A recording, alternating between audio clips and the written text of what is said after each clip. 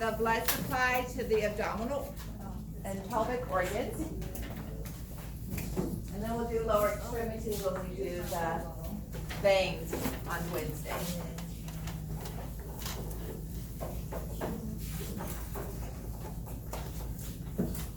So schedule-wise, we're scheduled to do the veins on Wednesday, along with fetal circulation. Monday is blood pressure, all right?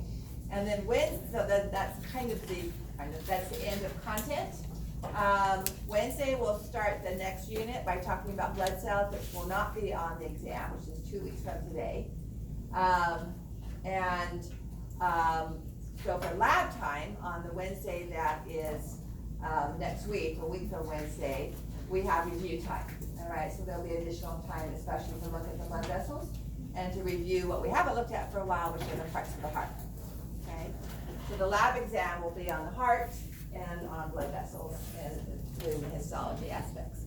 All right, so let's look at the abdominal aorta now, because we've talked about the arch of the aorta and the thoracic aorta, and the diaphragm is our separation for abdominal aorta.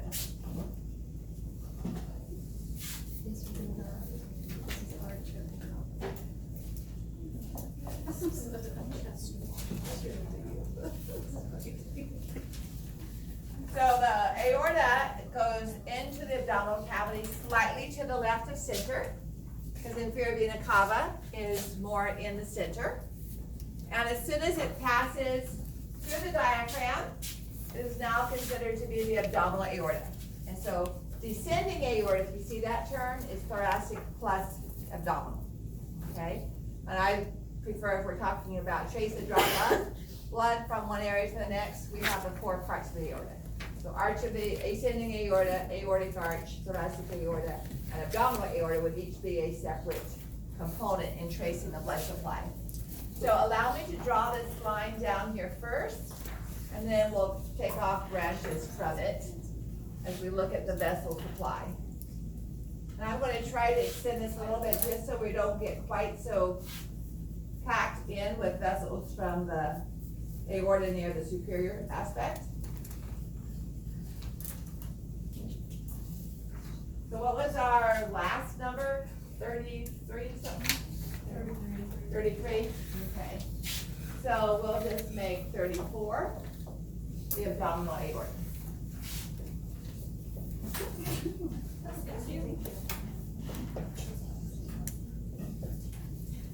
Now, all of the vessels that we've talked about so far, pretty much, except for brachiocephalic trunk, have been paired. And we only had one basilar artery. And now we're going to see both single and paired vessels. If we only have one stomach, we're not going to have a pair of gastric arteries, okay?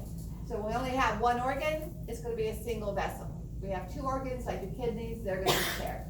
So whether it's a single or a paired vessel, dependent on the number of organs we have. And this isn't as difficult if it looks, if you remember that most of our vessels are named for the organ they're going to.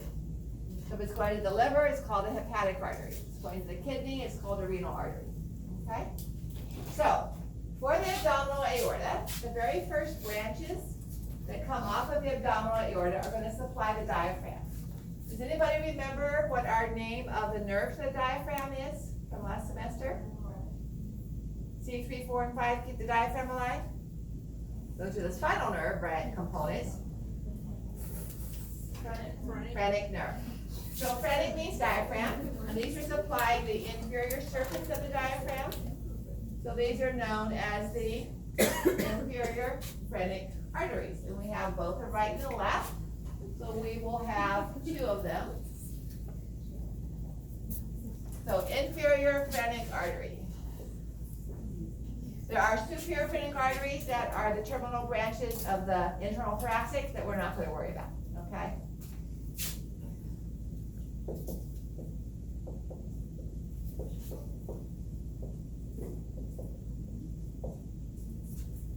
Okay, then we're not seeing those because this diagram has the organs in it, but here you can.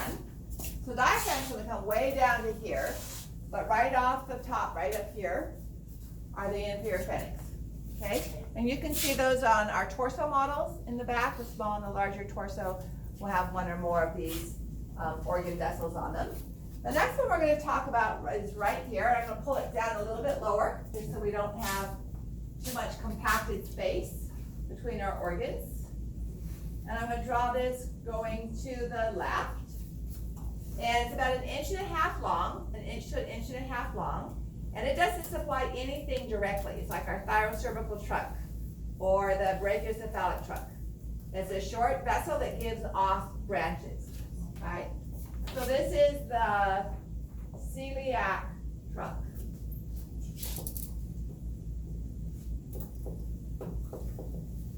I don't know if you remember the celiac ganglion that we talked about in my class with autonomic nervous system. That would be sympathetic ganglia on either side of the celiac trunk. That's why it's called celiac ganglion. And the celiac trunk gives off 3 vessels. So it supplies 3 major organs. The first vessel is going to curve around to the right. And it's going to go to the stomach. So if I bring back our organs here, here's the branch curving off to the left, and it's going to supply the inner curvature of the left half of the stomach. So this is one that gets an asterisk. It's where I want you to say whether it's right or left. All right. This would be 37. And that is the left gastric artery. It's a branch of, and I'll put an asterisk by it because it's a branch of the celiac trunk. The left gastric artery. We won't learn the right gastric artery until we get to the digestive system when we do a few more of these branches. Okay, so we'll get to that detail a little bit later. Then the second branch goes over to the spleen, which is on the far left. So it's going to curve all the way over here. And it's going to supply the spleen, which is part of our immune system.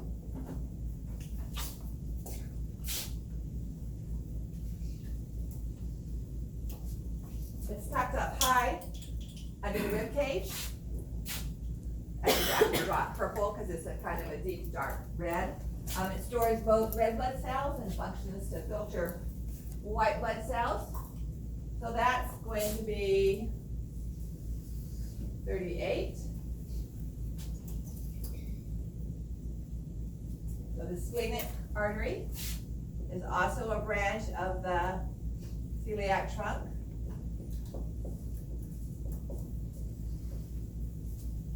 Okay. And then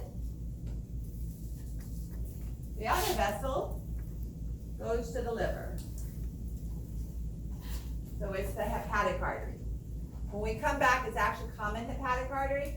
When we come back with the digestive system, we're going to learn that the right gastric artery comes off of the hepatic and other branches that supply the small intestine. But for now, we're just going to leave that as the hepatic artery, number 39. And that's the third branch of the celiac trunk.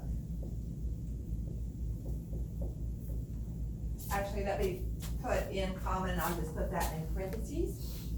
So we're accurate, but you don't have to always put that portion in.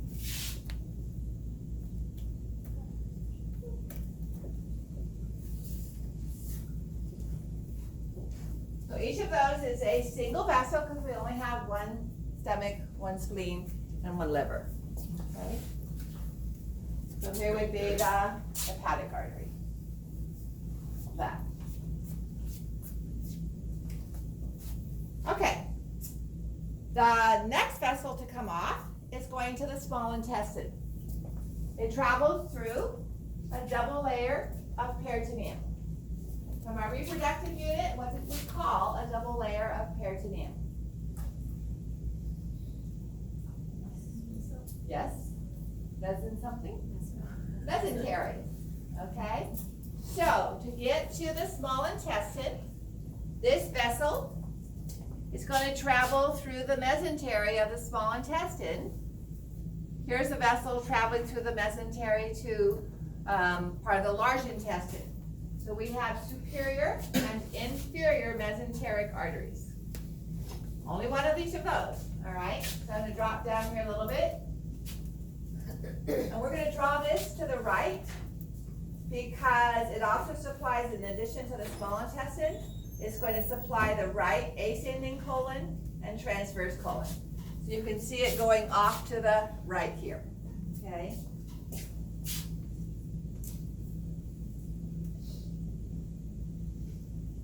And I'm not going to draw all of its branches, but we have number 40,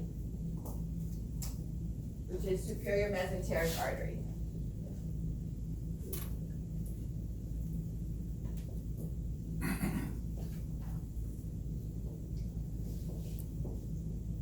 So most of these you can see what they supply by their name, okay? However, for superior mesenteric artery, I'm going to write it down. So we have small intestine that's about 21 feet long.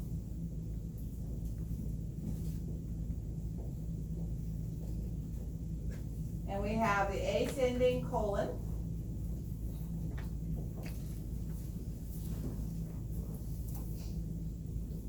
And the transverse colon, okay? So this is the 21 feet of small intestine. Here's the ascending colon, and transverse colon goes over to connect with the descending colon. So all of small intestine, ascending colon, and transverse colon is supplied by the superior mesenteric artery. Then if we go back to this diagram that did not include the organs. So here's celiac trunk, here's the superior mesenteric artery, and now we have the renal arteries, okay?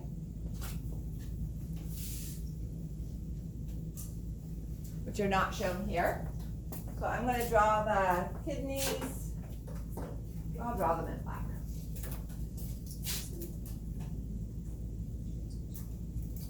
Right kidney's a little bit lower because of the liver.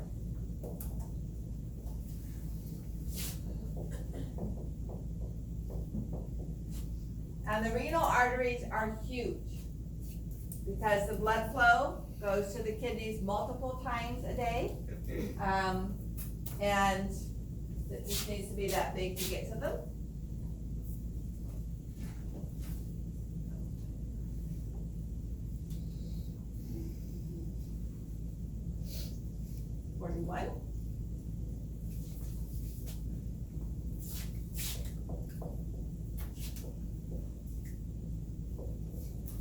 Those are paired, because we have two kidneys, all right? Now, what is the organ, the endocrine organ, that sits on top of the kidneys? The adrenal or suprarenal. Because these are endocrine, they have a huge blood supply, as arterial as well as venous, and they get 3 arteries coming to them, okay?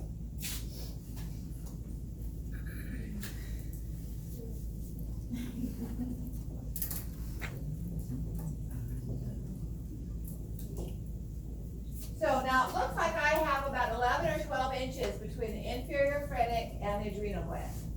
In actuality, they're only a few inches apart. Remember we talked about how the kidneys develop really up high on the posterior abdominal wall? So here they are, they're only a few inches from the inferior phrenic arteries, in contrast to where I drew them, because I'm stretching out the branches coming off the aorta just so it's not quite so tight. So although I have long vessels coming off to the adrenals, they really aren't that long. So we have 3 sets of adrenal arteries, superior and middle and inferior, okay? So coming from the inferior phrenic to the adrenals, and you know what, just to make it clear, I'm going to make them green, okay? They're not really carrying green blood, but just so that this isn't getting too complicated.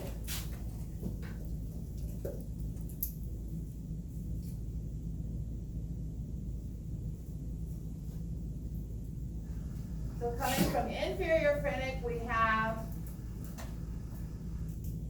superior adrenal arteries. And we'll make that 42.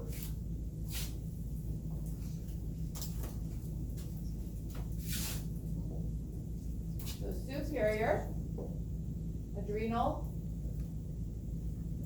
artery from inferior phrenic.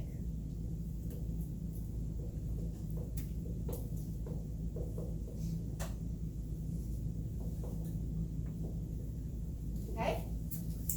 Coming from the aorta, the abdominal aorta, we have the middle phrenic.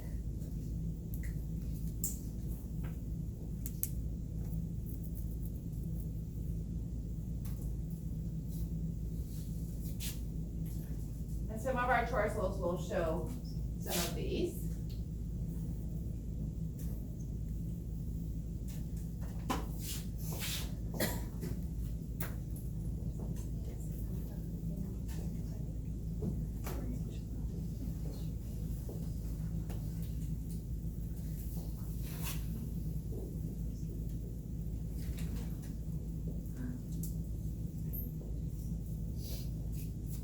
All right, and then our third one is a branch of the renal artery.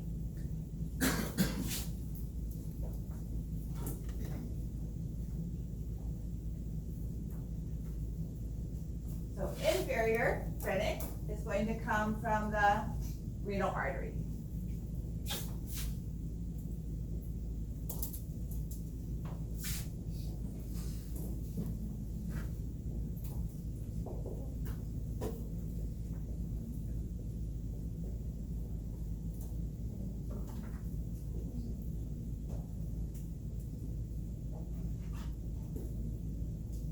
Again, each of these is paired on both the right side and the left side, but you don't have to identify just middle adrenal artery or superior adrenal artery. You don't have to say right or left. So that would be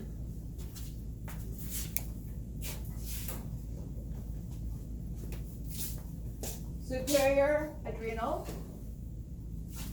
and middle adrenal. Well, and inferior adrenal is not shown, but it would be coming off of the renal artery. All right, from this view, we can see the next set of vessels, which are the pencil thin gonadal arteries. So whether we're talking about ovarian or testicular, these are going to be a pair of vessels just inferior to the renal arteries. And since I don't know if this is a male or female, we're just going to call them gonadal, okay?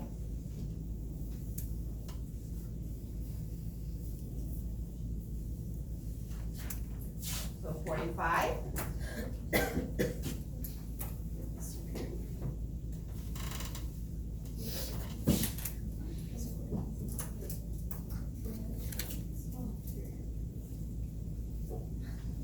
So ovarian or testicular.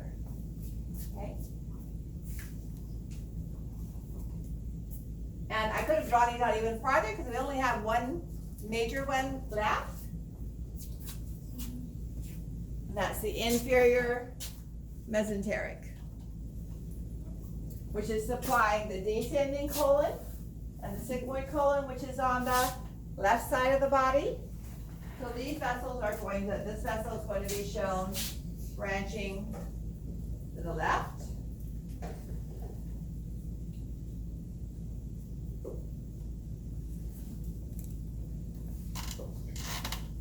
And it does have a couple of branches I want you to know.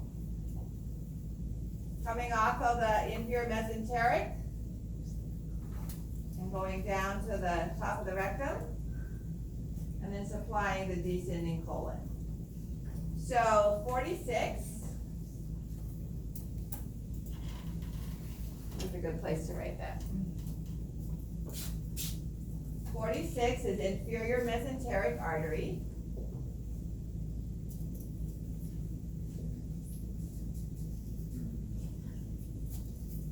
(47) is a branch of that, and it's going to supply the top of the rectum. So you can see coming along here and going to the top of the rectum. So it makes sense, we call it the superior rectal. So I'll put a little star here, that's a branch of inferior mesenteric, called superior rectal artery. And then going along the transverse colon, we have the left colic. So 47 is going to be left colic.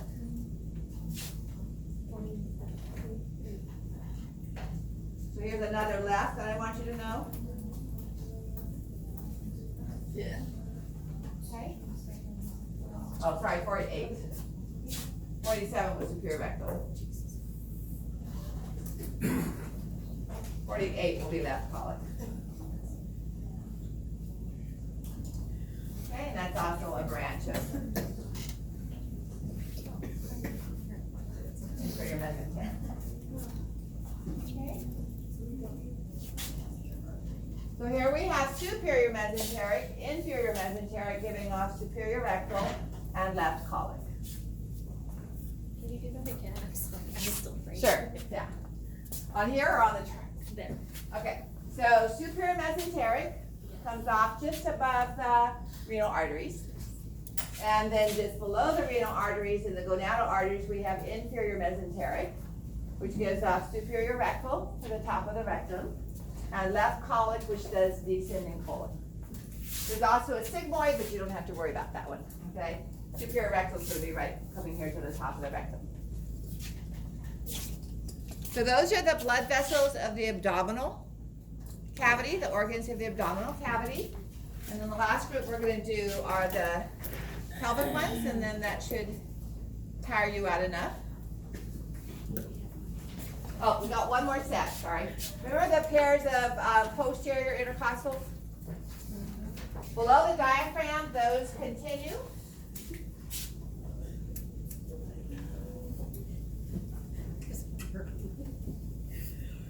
And they're supplying blood to the spinal column. And so those are called the lumbar. You can see them right here. All right, so those are just known as the lumbar. So 49.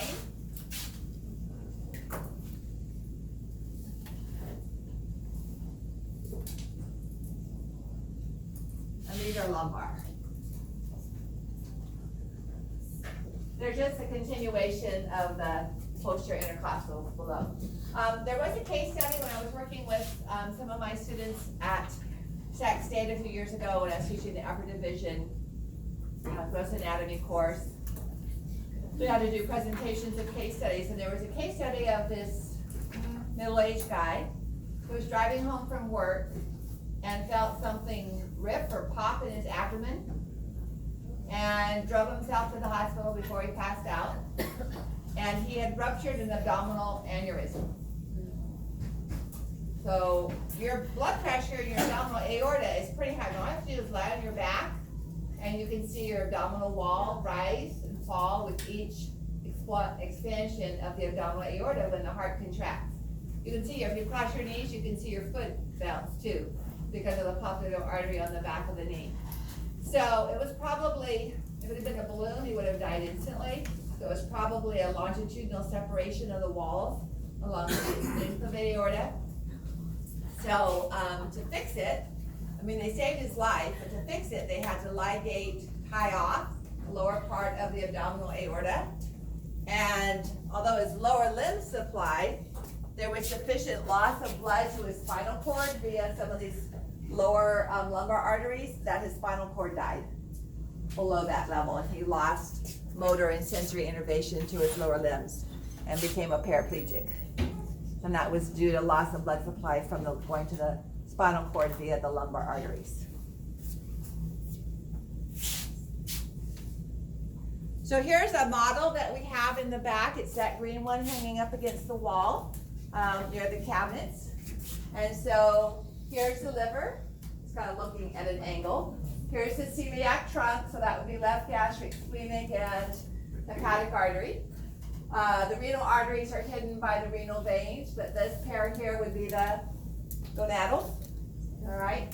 and then the inferior mesenteric. Remember I said I like to do organs instead of just wires sticking out in space? We have a couple of different organs to look at. So I want to show you some of that. And before you see them on a quiz.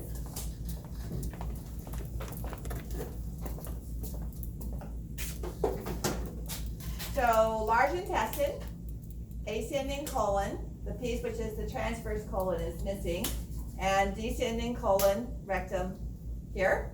So this vessel going to the right and supplying the ascending colon would be the what? Yes, superior mesenteric artery. This one going to the left and supplying descending colon and top of rectum would be the inferior. And this one here coming to the top of the rectum, branching off of inferior mesenteric, this one right here, is your superior, well not yours, but the model, superior rectal. And running along the descending colon is the left colon, okay? So it's a lot easier to see it in location with the organ and learn it that way than just wires sticking out in space like we have for that model there. So this one is the stomach and pancreas if you look at the back. And so if you look right here, this is one of the better ones for celiac trunk. So here's the aorta. You look down from the top there, that's the celiac trunk. It's missing the connecting piece, but right here would be the left gastric. Going behind the stomach over to the spleen is the splenic. And then coming off to the right here, along with the portal vein that we'll talk about on Wednesday, is the hepatic artery. Okay? So again, they're named for the organs that they're supplying blood to. And that makes it a lot easier to learn where they're going and the region that they supply and so on. All right, so let's finish up now by looking at the branches of the aorta, but we won't go any farther than the pelvis. These are just images of the wire model that I got off the internet, okay? And like I said, this is just a little complicated in here. I would much rather use models and organs and vessels that you can actually see the kidneys or the liver or components too, okay? Here's the one that I just showed you. If you couldn't see in the back, abdominal aorta, celiac trunk is on the other side. Here's left gastric. Here's hepatic, traveling with the portal vein. And here would be the splenic going way over to the left side to go to the spleen. So again, what you're seeing there is left gastric, celiac trunk, splenic, so going to be going over here, and here's the hepatic going up to the liver, okay? By the way, the superior mesenteric artery comes off from the aorta behind the stomach, comes over the small intestine. The first part of the small intestine makes this C shape, so that's a really good place to identify for that. And again, we'll be seeing this when we look at the digestive organs in a few weeks. So this is the small torso, superior mesenteric artery, but I would tag it here. I would tag it where you could actually see the organs it's going to, all right? Gonadal arteries. Here are the lumbar. I pointed out to you, you can see them going between the vertebrae. I quit talking about the middle sacral because it doesn't do anything but supply the sacrum. I'm just not interested in the sacrum. So we're gonna look at the branch of the aorta here, forming branches of the common iliac. Remember when we had common carotid, we had internal and external. So with a common iliac, we're gonna have internal and external. Here's a Netter's diagram. All right, so you can see, my controls here. You can see celiac trunk again with left gastric, splenic, and hepatic, superior mesenteric. And notice how it forms this array of branches going out to the small intestine, okay? And part of it's going to the ascending colon as well. So we'll see this all again when we do digestive system. And again, superior mesenteric, inferior mesenteric. okay? You're thinking of what organs or regions are supplied. Okay, so we're gonna look at this area now. You can see the superior rectal coming to the top of the rectum, okay? So I'm gonna leave that up for just a moment while I erase the board. And our last number was 49 for lumbar arteries. Okay, anybody need to take pictures? Are you done with that? All right, so what I'm gonna do is redraw this area here up a little higher so I can show the branches off of that.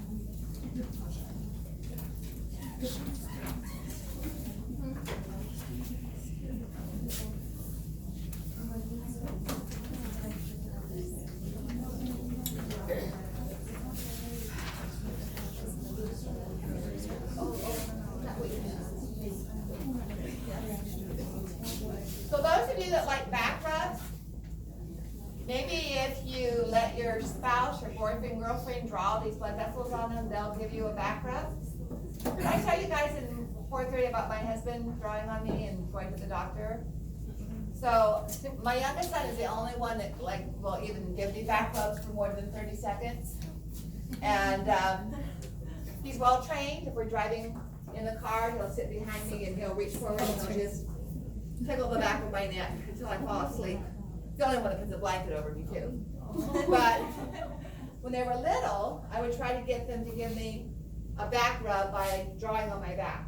And I'd say, write some letters and I'll try to guess the letters that you're drawing. Or draw a picture and I'll try to guess what you're drawing or whatever. And they figured that out.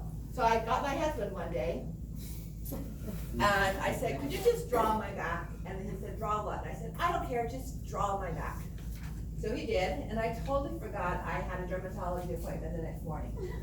Well, it was for a little place on my lip that was flaking. And so I wasn't thinking about my back. So I went in to see the dermatologist and I said, I got this place, it's not really a sore, it just keeps flaking and healing and flaking again.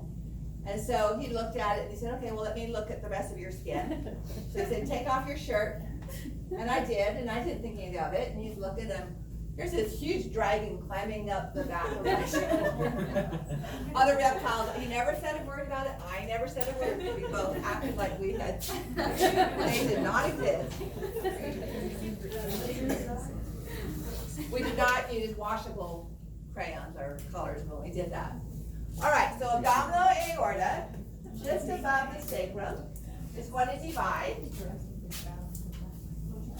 along the iliopectineal line, the arcuate line of the pelvis. And those two vessels are called the common iliac arteries. Okay, our last number is 49, so we'll make this a 50. So we have right and left common iliac artery. Okay? I'm just going to draw a short component here and then I'll draw the rest on this side. So we give off the internal iliac, which dives down into the pelvis. Its branches are what we're going to look at for our last aspect of lecture. And then the rest of this is going to continue towards the inguinal ligament area where it leaves the abdominal cavity and goes into the lower limb. And so this is going to be the internal iliac artery, and this will be the external iliac artery.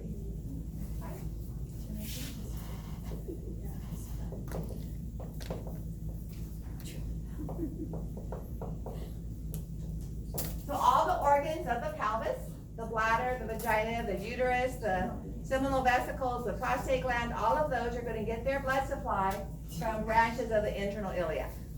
Even your gluteal muscles, okay, are going to get their blood supply from internal iliac. External iliac is going to become, this is kind of the equivalent of our subclavian in that sense, it's going to become the femoral artery in the lower limb, okay, and provide the flow of blood to the rest of the lower extremity. So what I want to do now is follow internal iliac, and you don't have to find all of these to ID, all the ones I'm going to name, all right, but I want you to be able to find some of them. So is this an anterior or a posterior view of the pelvis? Anterior, because we have our descending colon coming down the left side. All right, here's the superior rectal supplying the top of the rectum. Here's the common iliac, and here's the internal iliac coming deep down into the pelvis cavity. We're gonna see two other rectal vessels, all right? The middle rectal is gonna come off of the internal iliac above the levator ani. And then we're gonna see the pudendal coming off here. It's actually called the internal pudendal, and it's gonna give off the inferior rectal, which supplies the anal canal, which is below the levator ani. So here's another view, a more simple view. Here's superior rectal, internal iliac and middle rectal, internal pudendal and inferior rectal. Okay, this becomes a little more important clinically on Wednesday when we talk about the veins and we talk about hemorrhoids. So we're going to have external hemorrhoids from these veins, internal hemorrhoids from those veins. Okay? So now this is a view from the back, because our sigmoid colon is now on the, what looks like the left side. So it's still, it still is, sorry, it looks on the right side. So it's still on the left, we're just looking at it from the back. Okay? So here would be the external iliac, internal iliac, giving off middle rectal, becoming internal pudendal, giving off inferior rectal. Okay? So I'm going to diagram from this picture, which is also seen posterior. Well, let's see which one I'll do this one and we'll come back to this one because I think this is probably a little bit clearer. And it's doing it from the right side. So here's the internal iliac, all right? And here's the external iliac. So we'll get the external iliac going. And when we have internal iliac. Now the internal iliac actually has anterior and posterior divisions that we're not going to worry about. Okay, so if you read about that, you don't need to know the distinctions. So these are the anterior and posterior divisions. So the first branch I'm going to talk about that I want you to know passes through the obturator foramen. Remember how large the obturator foramen was? And as I mentioned last semester, the only thing that passes through it is three structures that are smaller than your little finger. The rest of it is where our obturator internus and externus muscles attach. So passing through the obturator foramen is the obturator artery, vein, and nerve. So here is number 53, and that's the obturator artery.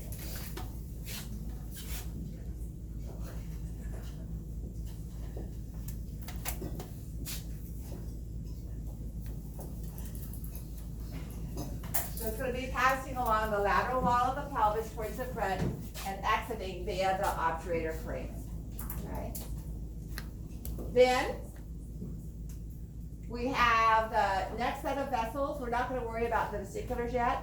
The next set of vessel that I want you to know is the middle rectal, which is going to the middle of the rectum. That will be 54.